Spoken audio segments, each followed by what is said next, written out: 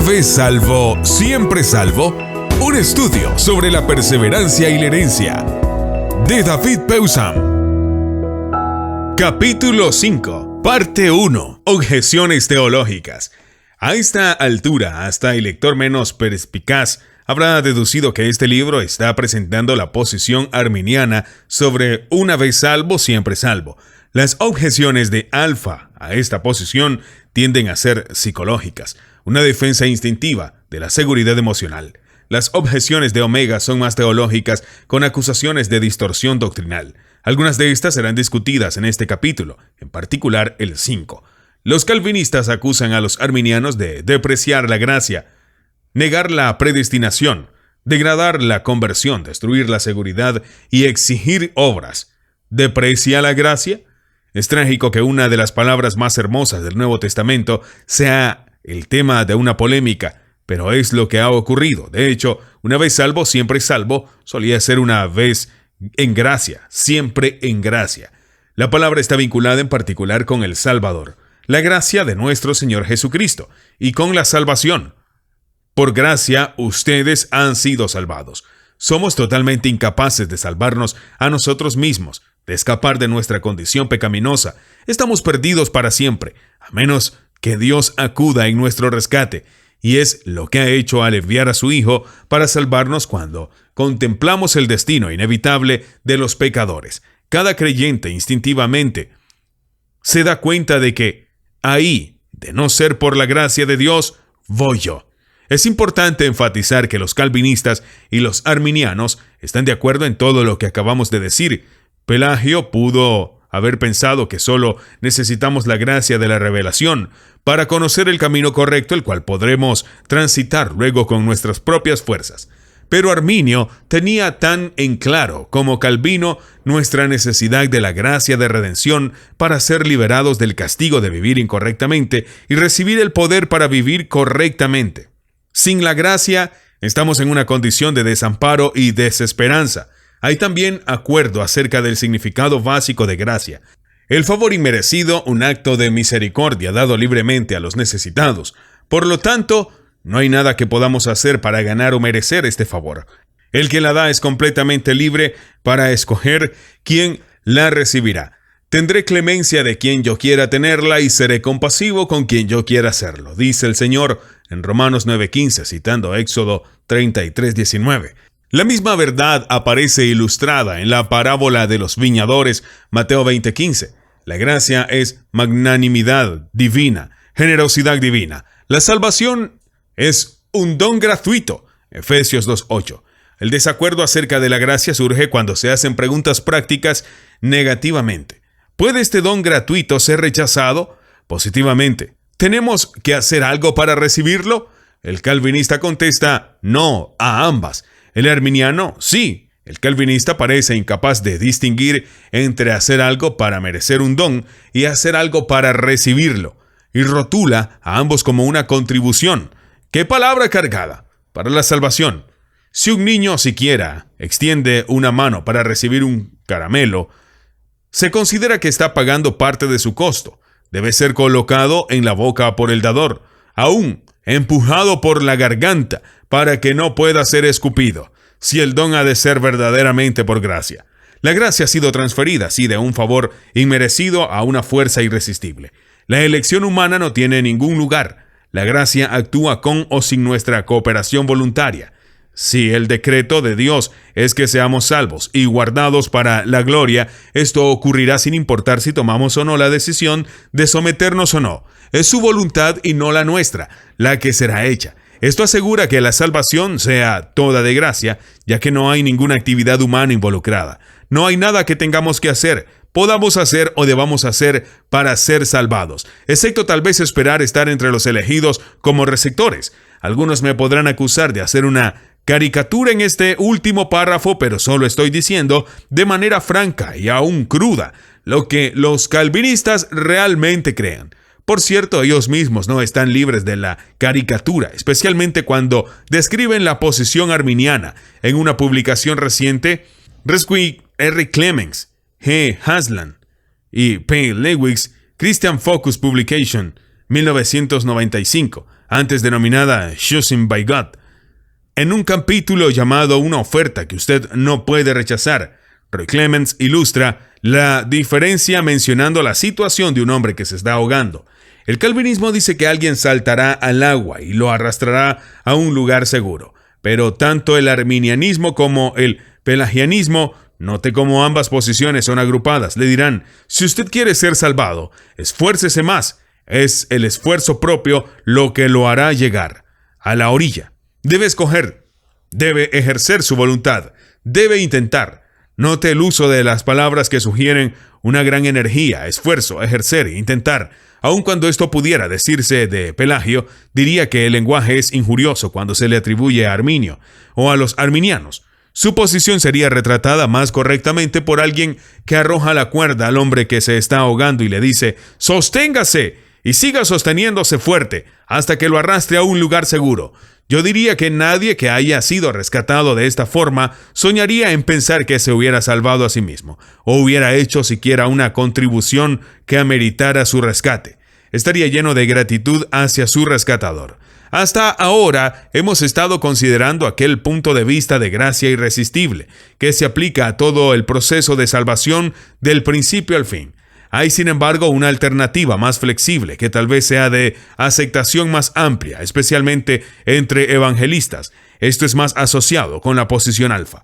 En resumen, la gracia es resistible hasta el momento de la conversión, inclusive, pero luego se vuelve irresistible. Por lo tanto, la voluntad humana puede rechazar la gracia o aceptar la gracia y ser salvada. Pero de ahí en más, la gracia asume el control y lo mantiene.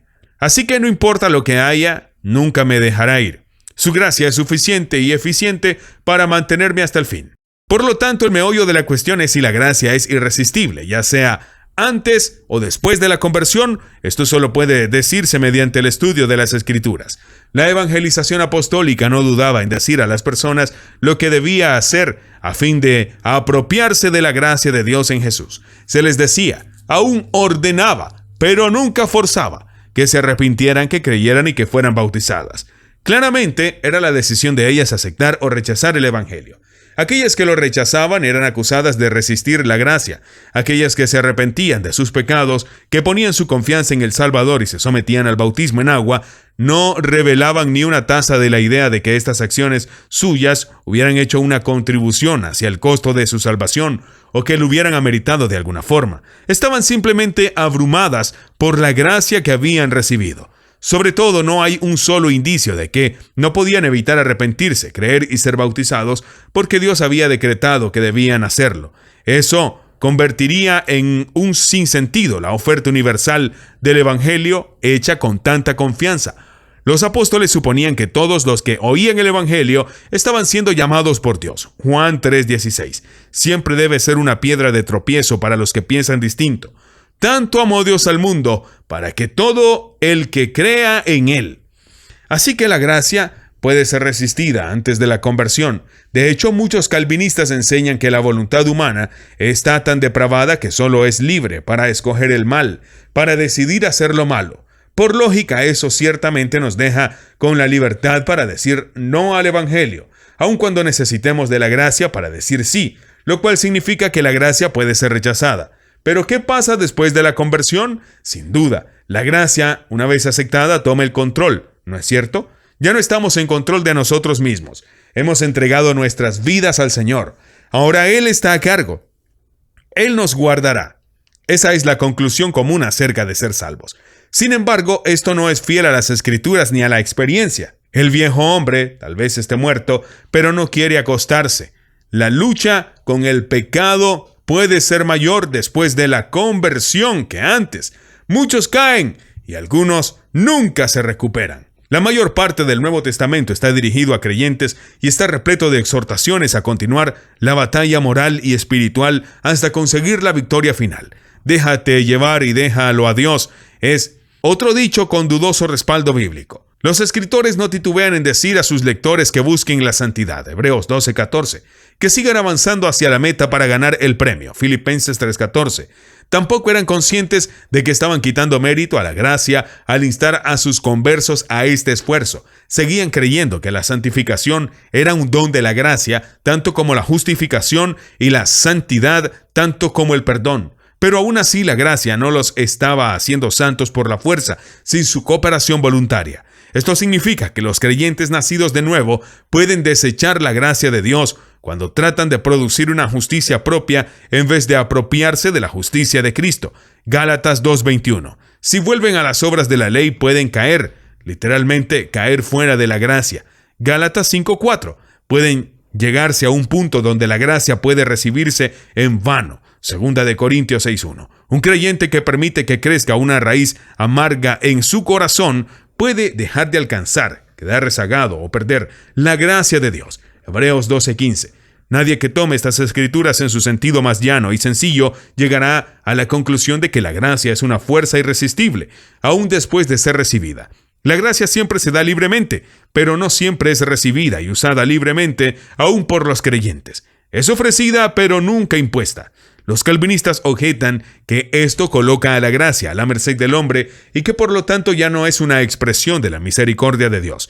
Significa, dicen, que la voluntad del hombre es más fuerte que la voluntad de Dios. Las decisiones humanas pueden bloquear los decretos divinos. A Dios se le quita su libre voluntad. Ya no puede escoger quiénes o cuántos salvará. La gracia se ha convertido en una oferta de tómalo o déjalo, que puede ser aceptada o no. Los propósitos eternos del Creador pueden ser frustrados, por lo tanto, por sus criaturas. Hay un defecto fatal en este argumento impresionante que revelaremos recién en el próximo capítulo, cuando será más apropiado. Pero debajo de esta lógica está la doctrina de la elección incondicional, o más simplemente de la predestinación que abordaremos ahora. ¿Niega la predestinación? Nadie puede negar que las Escrituras contienen la palabra, si bien siempre como verbo y no como sustantivo, y solo en 4 oportunidades: Romanos 8:29, 30, Efesios 1:5-11, una palabra relacionada, elegidos, usualmente en forma de sustantivo, es más común y significa escogidos. A partir de estas palabras se ha desarrollado el siguiente argumento lógico. Si Dios es omnipotente y nos ha predestinado para ser sus santos en el cielo, ¿cómo podríamos nosotros y mucho menos cualquier otra persona resistir su poder soberano y avasallar su decreto eterno? Parece incontestable, ¿no es así? Sin embargo, una vez que se ha adoptado la lógica estricta como método válido para determinar la doctrina, debe ser seguida hasta su conclusión final. La lógica debe enfrentar los hechos también, de los cuales uno de los más obvios es que no todos, ni siquiera una mayoría, son salvados por gracia. Entonces, ¿cómo enfrenta una creencia en la predestinación el hecho de que tantos estén perdidos por la eternidad? Hay dos respuestas, una dura y la otra blanda. La línea dura es llamada la doble predestinación o el decreto de reprobación, o aún el decreto terrible. Muy simplemente, Dios predestina a algunos a ser salvados y a algunos a perderse. Él decide el destino eterno de cada ser humano independientemente de toda calificación o descalificación en ellos, ya que no ha revelado ninguna base sobre la cual toma estas decisiones. Aparecen como arbitrarias en el mejor de los casos o completamente injustas en el peor de los casos. El poeta Robbie Burns satirizó la predicación presbiteriana en Escocia en su propia forma inimitable.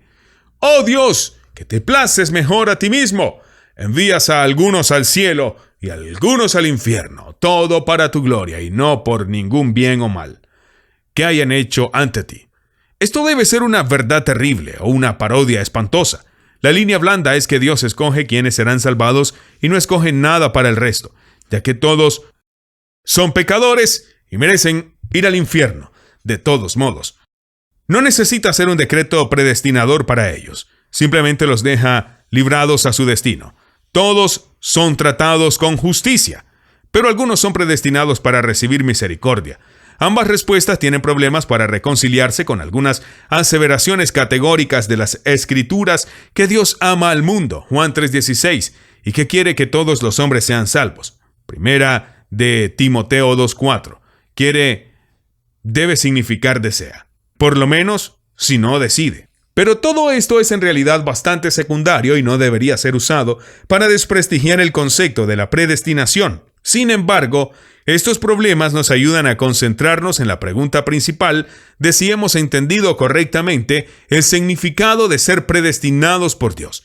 La interpretación calvinista descansa en la suposición de que predestinación es lo mismo que predeterminación, pero estas palabras tal vez no sean sinónimos en absoluto. Una se usa normalmente para objetos personales, la otra para impersonales. Las personas son predestinadas, las cosas son predeterminadas. Así que la palabra predestinación tal vez tenga que ser ampliada o calificada para que aparezcan claramente sus connotaciones. Esto ha sido hecho en realidad notablemente de tres formas. Primero, la predestinación es vaticinadora, es decir, está basada en el conocimiento previo de sucesos posteriores, dado que Dios conoce el futuro, también como el pasado, el principio tanto como el final. Sabía exactamente quién se arrepentiría y creería posteriormente, así que pudo escoger y predestinar a cada uno de ellos para recibir la salvación. Esta es la explicación adoptada por Arminio y muchos de sus seguidores. Si bien no fueron los primeros en hacerlo, los críticos italianos y franceses de Agustín habían tomado la misma línea unos siglos antes. Parece haber una justificación bíblica porque a los que Dios conoció de antemano también los predestinó. Romanos 8:29. El problema es que conoció de antemano significa más que conocer acerca de alguien y puede incluir la idea de iniciar una relación íntima con ellos.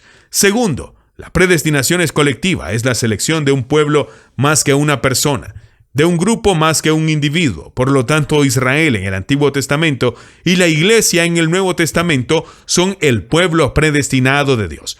Los individuos solo se vuelven predestinados cuando pasan a ser parte integral del todo, así como Rub y Rahab. Fueron parte del pueblo escogido y elegido de Dios por las elecciones que hicieron. Si son separados de Él, sea por su acción o por la del cuerpo, pierden el título. Asociado con esto está la línea de pensamiento de que elección, tal como se la aplica a cualquiera de los dos pueblos de Dios, es una elección para el servicio más que para la salvación, una responsabilidad más que un privilegio. Esta perspectiva arroja una luz considerable sobre textos como «No me escogieron ustedes a mí, sino que yo los escogí a ustedes y los comisioné para que vayan». Juan 15:16, 6:70. Ambas son claras referencias de su elección de ellos para el servicio apostólico y no para la salvación eterna.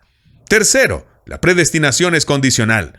Era una elección general más que particular. Dios decretó que todos los individuos que se arrepintieran y creyeran serían salvos. Aquellos que dan una respuesta positiva al Evangelio quedan incluidos entonces en esta categoría predestinada.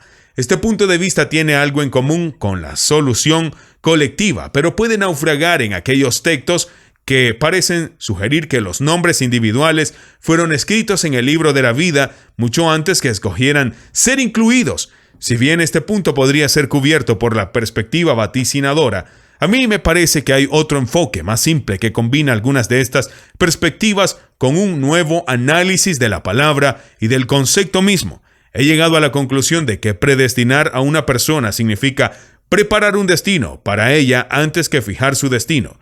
Me topé con esta sugerencia esclarecedora en un libro calvinista acerca de una vez salvo, siempre salvo. Si bien ya había usado esta definición en mi propia enseñanza, un ejemplo ilustrará esto.